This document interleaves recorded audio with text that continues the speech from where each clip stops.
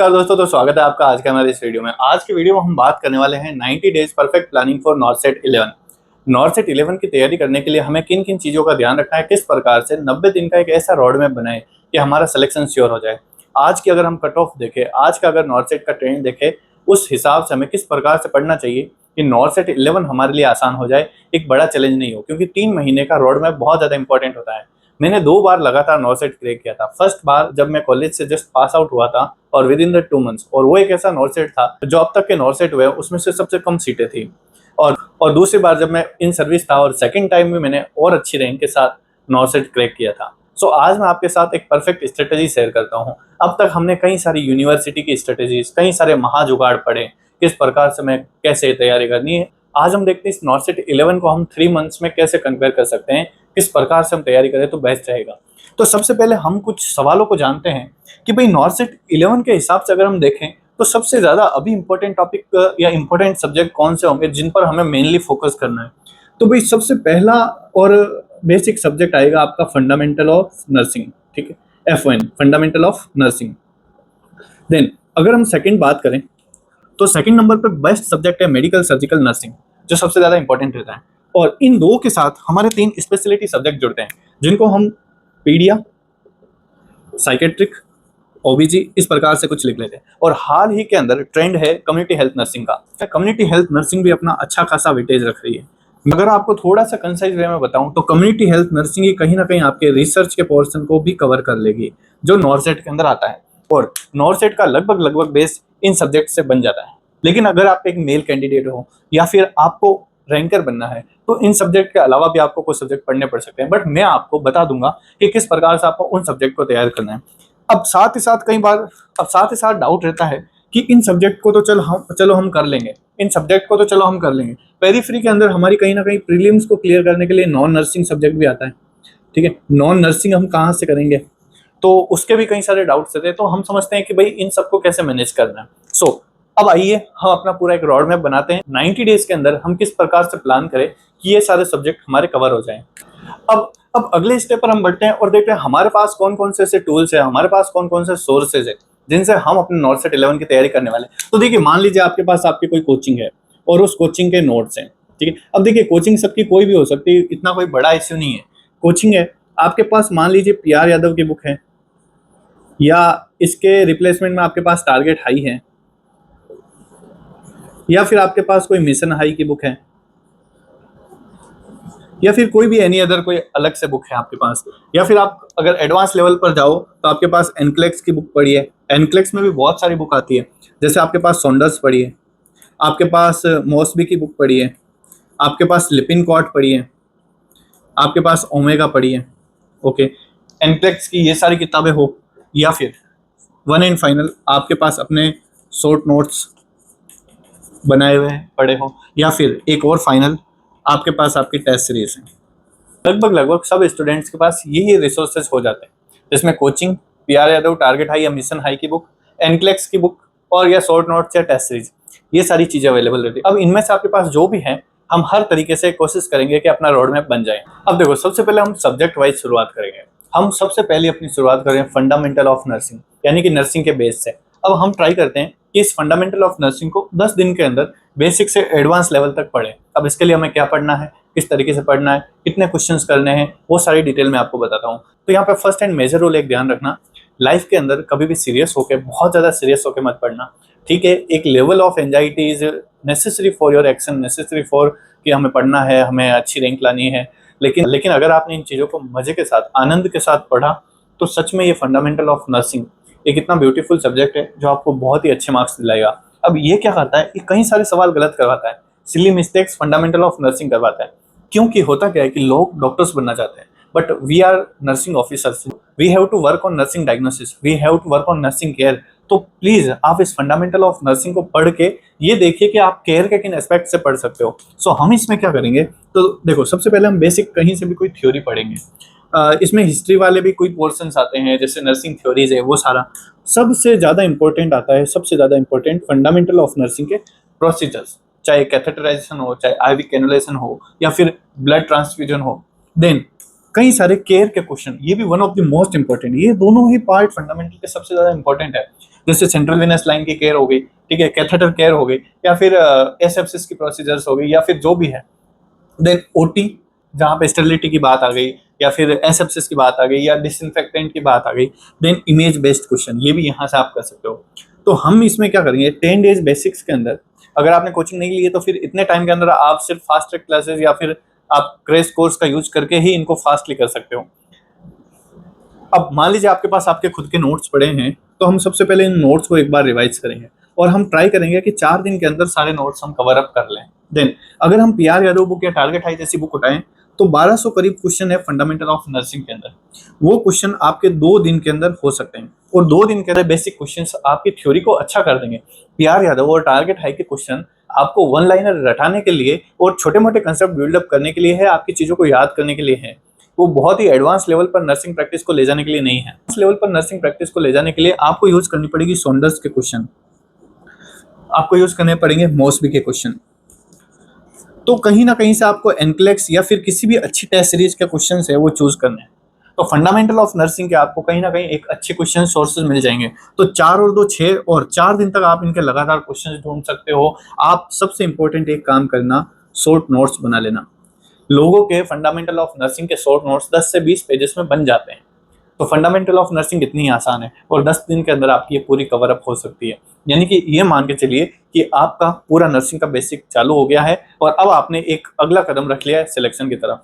अब देखिए हम अगले सब्जेक्ट की तरफ चलते हैं। अब मान लीजिए हम ऐसा सिनेरियो लेके चलते हैं कि बहुत ज्यादा फंडामेंटल ऑफ नर्सिंग आप पढ़ के बोर हो गए। अब आप एक इंटरेस्टिंग सब्जेक्ट पे आना चाहते हो, आप साइकेट्रिक पढ़ना चाहते हो।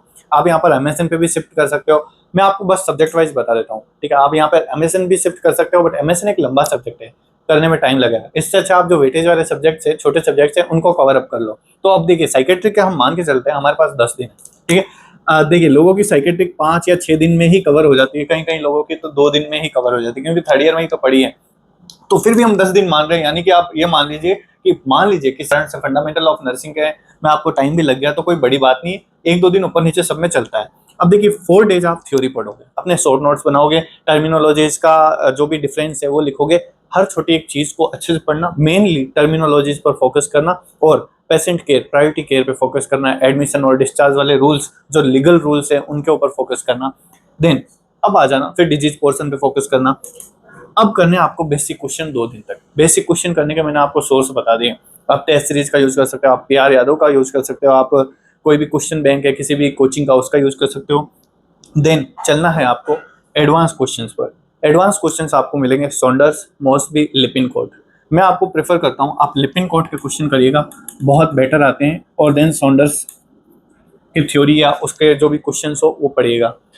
अब देखिए एडवांस क्वेश्चन जब आप करते हो तो आपका दिमाग खुलने लगेगा, आप सिली मिस्टेक्स और नेगेटिव मार्किंग से बचने लगोगे। तो साइकेट्रिक वैसे तो इजी आती है, तो आपकी एक्यूरेसी साइकेट्रिक में बढ़ जाएगी। हमें साइकेट्रिक ऐसी करनी है कि नॉर्सेट के अंदर साइकेट्रिक का हमारा एक भी सवाल गलत नहीं हो। चलिए तो अब आ जाते हैं अब अगले सब्जेक्ट ओबीजी के ऊपर। ओबीजी थोड़ा सा लेंथी सब्जेक्ट है, तो हम इसको 15 दिन का टाइम देंगे। 15 दिन के अंदर 5 दिन हम लगातार थ्योरी पढ़ेंगे, 5 दिन हम इसके बेसिक और इमेज बेस्ड क्वेश्चंस को वापस से रिव्यू करेंगे, अच्छे से देखेंगे। अब देखो कई लोग पूछते हैं हमें बेसिक क्वेश्चन और कहाँ से मिल सकते हैं, तो मैं आपको बताता हूँ। यूट्यूब पे आप सर्च कर लो डायरेक्ट कि नॉर्सेट क्वेश्चन फॉर ओबीजी, ठीक है। और उसमें जो भी ये 3-4 घंटे के वीडियोज होते हैं उनको फास्ट फॉरवर्ड कर करके आप उनके अंदर के क्वेश्चंस देखो। वो लोग क्या करते हैं कि चुनिंदा टॉपिक लेके आते हैं, इंपॉर्टेंट क्वेश्चंस लेके आते हैं। तो यूट्यूब से आप बेसिक क्वेश्चन और आईबीक्यू भी ऐसे कवर कर सकते हो। बाकी आपके पास बुक की सोर्स है भाई, पीआर यादव का वॉल्यूम 2 है, उससे ले सकते हो। आप टारगेट हाई से कर सकते हो क्वेश्चंस, ठीक है। या फिर आप किसी भी कोचिंग का जो क्यू बैंक है उससे कर सकते हो, या फिर ऐप के अंदर कोई क्यू बैंक है उससे कर सकते हो। देन हम चलते हैं 5 दिन एडवांस। ये बार बार एडवांस में इसलिए बोलता हूँ क्योंकि नॉर्थ साइड की कट ऑफ बढ़ रही है और आपको एडवांस पढ़ना पड़ेगा। पढ़ना इसलिए पड़ेगा क्योंकि जो कुछ क्वेश्चन है, सिली मिस्टेक्स को तो हम अवॉइड कर ही चुके हैं। ये मान के चलना है कि हमें रैंकर्स बनने की तैयारी करनी है, क्योंकि अभी जब नॉर्थ सेट 10 का रिजल्ट आया था तो एक एक नंबर बहुत ज्यादा मैटर कर रहा था। तो एडवांस के लिए देखो वही बात, लिपिनकोट और सॉन्डर्स, अगर आप इन 2 सोर्सेज पे टिके हुए हो तो ये आपको एडवांस तैयारी कर देंगे, या आपको एडवांस लेवल तक ले जाएंगे। इससे ज्यादा ओबीजी नहीं पूछी जाती है। तो इस प्रकार से आपको ओबीजी को पढ़ना है और इस प्रकार से 15 दिन तो आपके ओबीजी में लग जाएंगे। यानी कि अब तक हमारे 10 दिन फंडामेंटल, 10 दिन साइकेट्रिक, 15 दिन ओबीजी, 25 दिन निकल चुके हैं। 1 महीने के अंदर हमने 3 सब्जेक्ट कवर करने की कोशिश करी है। अब भाई जैसे ही आप ओबीजी पढ़ लोगे आपका मन करेगा कि यार हम आप पीडिया भी पढ़ लेते हैं, क्योंकि पीडिया और ओबीजी कहीं ना कहीं आपस में इंटरलिंक और कनेक्टेड होगी। तब आपको क्या करना है, 10 दिन देने हैं पीडियाट्रिक्स को। पीडियाट्रिक्स में 5 दिन थ्योरी का होंगे, जिसको हम अगर 2 पार्ट में डिवाइड करें तो डिजीज पार्ट हो जाएगा और एक अनदर न्यूनेटोलॉजी वाला पार्ट हो जाएगा। 2 दिन फिर आपको बेसिक क्वेश्चन करने हैं और 3 दिन एडवांस के। सोर्सेज वही रहेंगे जो हम हमेशा से यूज कर रहे हैं। हमारे अपने नोट्स हैं, उनको रिवाइज करना है, ऐसे करना है। और यहाँ 5 दिन थ्योरी, इसके अंदर आप अच्छे शॉर्ट नोट्स भी बना सकते हो। अपने जो भी भाई टॉपिक्स आपको नहीं आते हैं उन चीजों को लिख दो। देखो शॉर्ट नोट्स में हम हमेशा उन चीजों को लिखते हैं जो हमें नहीं आती है। हम अगर उन चीजों को भी लिखेंगे जो हमें आती है तो फिर हम सिर्फ अपना टाइम वेस्ट ही कर रहे हैं। इस प्रकार से आप पीडिया को भी 10 दिन के अंदर कवर कर सकते हो। अब आता है कम्युनिटी हेल्थ नर्सिंग और मेडिकल सर्जिकल नर्सिंग।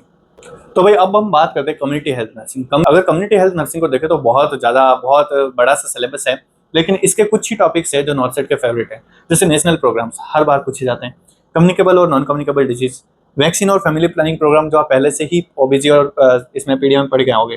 देन आता है एपिडेमोलॉजी और अदर्स का मीन्स जो भी स्टडीज होती है, जैसे केस स्टडीज होगी, है ना, वो सारी एपिडेमोलॉजिकल स्टडीज, इन सबको आपको पढ़ना है कम्युनिटी हेल्थ नर्सिंग। और इसके लिए हम अगर देखें तो भाई 5 दिन, 5 days मोर देन इनफ है। इसके अंदर आप क्या कर सकते हो, अगर आपको थ्योरी पार्ट करना है तो या तो आप अपने कोचिंग के नोट्स ले लो, या फिर जो मिशन हाई की थ्योरी है वो कर लो। मिशन हाई की थ्योरी है वो कर लो। और देन एडवांस क्वेश्चंस करने की जरूरत नहीं है। कम्युनिटी के सिर्फ आपको बेसिक क्वेश्चन करने हैं। बेसिक क्वेश्चन बेस ही आते हैं। डाटा जो भी करंट के डाटा है वो सारे एक बार अच्छे से पढ़ लेने हैं, क्योंकि कम्युनिटी के अंदर नए नए डाटा पूछे जाते हैं। और इस प्रकार से हमारी कम्युनिटी भी होगी। अब हमारे पास एक सब्जेक्ट बचा है और सबसे बड़ा सब्जेक्ट मेडिकल सर्जिकल नर्सिंग, उसको हम देखते हैं कैसे पढ़ना। सो गाइस अब हम बात करते हैं अपने सबसे lengthy subject medical surgical nursing, medicine और सर्जरी। अब देखो हमने लगभग 50 दिन है वो इन सब्जेक्ट्स में यूटिलाइज कर लिए हैं, और इनसे कम ही टाइम आपको लगना चाहिए। ज़्यादा लग रहा है तो फिर प्रॉब्लम है, क्योंकि अब हमारे पास सिर्फ और सिर्फ 40 दिन रहे। 40 दिन के अंदर हम मेडिकल सर्जिकल नर्सिंग भी पढ़ेंगे और हमारा जो रिवीजन है वो भी करने की कोशिश करेंगे। देखते हैं कि क्या करना है। देखो अगर हम एमएसएन को देखें तो मेजर जो सिस्टम है वो है cardio, endo, respiratory, excretory, neuro, GI और ब्लड। ये टोटल जो टोटल 7 सिस्टम है, ये मेजर पोर्शन लेके चलते हैं। इनके सवाल ज़्यादा आते हैं, तो हम इनमें से लगभग हर सिस्टम को 5 दिन देंगे, 5 days देंगे। 5 भी नहीं बोले हम, 4.5 days करीब हम देंगे, क्योंकि 7 सिस्टम है तो हम पूरे 5 दिन भी नहीं दे सकते। हाँ वैसे एक्सक्रीटरी है वो छोटा टॉपिक है, ब्लड है छोटा टॉपिक है, जीआई है थोड़ा छोटा है, रेस्पिरेटरी या फिर एंडो थोड़ा छोटा है, तो हम इनको कंसिडर कर सकते हैं कि भाई ये कई सिस्टम ऐसे होंगे जो 4 दिन में हो जाएंगे। कार्डियो में मान लो 6 दिन भी लग जाएंगे। तो हमें ओवरऑल लगभग 30 दिन के अंदर इन सबको खत्म करना है। अब करना कैसे है कि जैसे हमारे पास 5 दिन होंगे तब हम 2 दिन तक लगातार इनकी इंटेंस थ्योरी पढ़ेंगे। 2 दिन तक हम लगातार इनकी थ्योरी पढ़ेंगे, और देन हम 2 दिन तक इनके बेसिक से मॉडरेट क्वेश्चन करेंगे। हम अच्छे जो भी भले पीआर यादव के हो या फिर किसी टेस्ट सीरीज के हो, टीएनसी के मान लो आप कर रहे हो, टीएनसी के टेस्ट सीरीज के कर रहे हो जिसमें पर्टिकुलर सिस्टम वाइज टेस्ट आ रहे हैं वो आप दे रहे हो, या फिर अपने क्वेश्चन बैंक के कर रहे हो, या फिर हाई एड एमसीक्यू जो टीएनसी के है वो कर रहे हो, तो उन सबको आपको यहाँ पर 2 दिन में करना है। देन आपको 1 दिन तक इसके जो भी एडवांस चीजें हैं वो देखनी है, कुछ छूट तो नहीं गया, या फिर कोई चीज है, कोई कंसेप्ट है जो आपको याद नहीं आ रहा है वो देखना है। आपको इतना टाइम लगेगा लगभग 5 दिन का, और इस तरीके से आप लगभग 30 दिन तक धीरे धीरे, देखो कछुए की रफ्तार से चलोगे लेकिन एमएसएन बहुत अच्छे से कर लेना, और लगभग 30 दिन के अंदर आपकी मेजर सिस्टम कवर हो जाएंगे। यानी कि नॉर्थ सेट का आपने एक बहुत बड़ा पोर्शन कर लिया है। अब हम बात करते हैं यहाँ पर जो पीछे कुछ सिस्टम बचे हैं, स्केलेटल, स्किन, ऑन्कोलॉजी, सेल और कुछ अगर अनदर बचा है, तो इनको क्या करना है, आपको जस्ट 1 दिन के अंदर ही फास्टली पढ़ना है, क्योंकि इनमें से स्किन में से ज्यादातर इमेज बेस्ड क्वेश्चन आते हैं। ऑन्कोलॉजी थोड़ा छोटा सब्जेक्ट है, ड्रग्स के ऊपर, कीमो के ऊपर क्वेश्चन आते हैं। स्केलेटल में 2-4 बीमारियां हैं जिनसे क्वेश्चन उठ के आते हैं, और या स्प्लिंट या ट्रैक्शन पे आ सकते हैं। सेल है वो भी एक छोटा सा टॉपिक है, तो इनको आपको पढ़ना है, क्योंकि देखो टाइम की कमी है, 90 दिन भी कम है। आपको कहीं ना कहीं इधर से टाइम सेव करके इनके लिए रोकना है। 1 या 1.5 दिन आपके पास इनके हैं। अब जो बचा हुआ टाइम है उसमें से 4 दिन आप वापस से इन 4 या 5 सब्जेक्ट को दो, है ना। कम्युनिटी हमने पढ़ ली है तो हम बार बार नहीं पढ़ेंगे, तो 4 दिन के अंदर आपको इन मेजर सब्जेक्ट को फास्टली रिवाइज करना है, रिकॉल करना है, या फिर आपको 2 दिन के या 3 दिन के अंदर इन मेडिकल सर्जिकल नर्सिंग को पढ़ना है, या फिर लास्ट डेज के अंदर आप प्रीवियस ईयर क्वेश्चंस करना चालू करो। लास्ट के 9 to 10 डेज बचे, उनमें प्रीवियस ईयर क्वेश्चंस करो, या फिर टेस्ट सीरीज है उनके टेस्ट सीरीज के क्वेश्चंस करो। और इस तरीके से लास्ट के 10 दिन आपके समराइज फॉर्म में होने चाहिए, मतलब कि आप सब कुछ पढ़ रहे हो, ठीक है। या तो आप जल्दी जल्दी कॉपी को लपेट के या अब पीवाई यूज करना चालू कर दो कि भाई प्रीवियस ईयर क्वेश्चंस देखने हैं कि किस किस कंसेप्ट पे कैसे कैसे सवाल आए, या थोड़े एनक्लिक्स के मॉडरेट क्वेश्चंस देखना। देखो बहुत टफ देखोगे लास्ट दिन में तो डिमोटिवेट हो जाओगे, थोड़े मॉडरेट क्वेश्चंस देखने हैं। अच्छे क्वेश्चन देखने, क्वालिटी वाली चीजें देखनी है, जो भी टेबल्स है, जो भी समरी है उनको पढ़ना है, अपने शॉर्ट नोट्स को पढ़ना है, ठीक है। तो इनको फास्टली देखना है, बहुत फास्ट देखना है। ये 10 डेज आपकी सबसे एक्टिव होनी चाहिए। अब देखो क्योंकि अगर आपका सिलेबस होगा तभी आपको कॉन्फिडेंस आएगा भाई, सिलेबस नहीं होगा तो कॉन्फिडेंस नहीं आएगा। अब देखो इसके अंदर 2-3 डाउट आते हैं। अब एक तो क्वेश्चन आता है कि अब हम नॉन नर्सिंग को कैसे कवर अप करेंगे। एक होता है जो बाकी सारे सब्जेक्ट बचे हैं जैसे बायोकेमिस्ट्री, न्यूट्रिशन, उनके लिए हमें क्या करना है। तो अब हमें उनका जुगाड़ बताता हूँ। तो यहाँ से तो आपका ओवरऑल सिलेक्शन का प्लान हो चुका है। तो देखते हैं भाई अब नॉन नर्सिंग के लिए हम क्या करेंगे। साथ ही एक सवाल और आएगा कि अब भाई हमें टेस्ट सीरीज कब से करनी है, ये भी तो सवाल है, टेस्ट सीरीज कब से करेंगे। तो पहले टेस्ट सीरीज का जवाब दे दूं, जब भी आपका नॉर्सेट है इसका 1.5 मंथ पहले आपको रेगुलर एक टेस्ट तो देना ही है। एक टेस्ट तो आपको देना ही, तो 2-3 घंटे आपको निकाल के एक टेस्ट देना है ताकि कॉम्प्रिहेंसिव रिवीजन हो। आप चाहो तो 2 टेस्ट भी दे सकते हो, बट आपके ऊपर है, ठीक है। अगर आपकी तैयारी भाई पहले से आप या फिर पुराने कुछ रिपीटर वगैरह हो तो फिर आपको इन 90 दिन के अंदर लगभग रोज टेस्ट देना है, ठीक है। अब इसके लिए आप अपनी जो भी अच्छी टेस्ट सीरीज है वो यूज कर सकते हो। ज़्यादातर लोग हैं हम भाई जो टीएनसी को यूज करते हैं, क्योंकि यहाँ पर काफ़ी सारे बच्चे हैं और ये लेवल के अच्छे क्वेश्चंस दे देते हैं। एनक्लेक्स का भी रिवीजन हो जाता है, जो पीवाईक्यूज है उनका भी रिवीजन हो जाता है। तो ठीक है, टेस्ट सीरीज के ऊपर मैंने अलग से पूरा वीडियो बना रखा है। नॉन नर्सिंग हमें क्या करनी है, जब भी आप ये टेस्ट दोगे टीएनसी के या फिर कोई भी, तो टेस्ट के अंदर ऑटोमेटिक प्रीलिम्स का पेपर दोगे तो आपको पता लग जाएगा कि नॉन नर्सिंग कैसे आती है।